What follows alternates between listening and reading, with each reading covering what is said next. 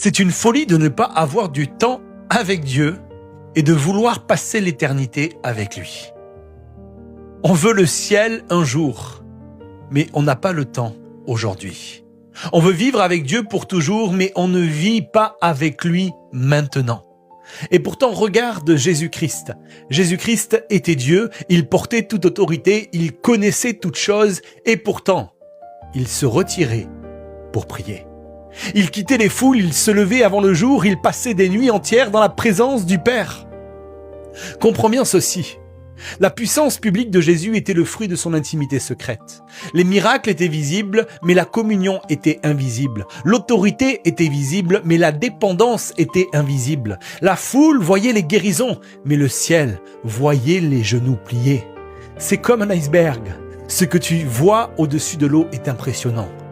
Mais la partie la plus massive, la plus stable, la plus déterminante est sous la surface. Car dans le royaume, l'invisible soutient le visible. Ce que tu bâtis en secret porte ce que tu manifesteras en public. Beaucoup veulent l'onction, mais peu veulent la solitude. Beaucoup veulent l'impact, mais peu veulent l'intimité. Mais sans intimité, il n'y aura jamais de profondeur. Sans présence, il n'y aura pas de puissance durable. Si Jésus le Fils avait besoin de cette communion constante, combien plus nous en avons besoin.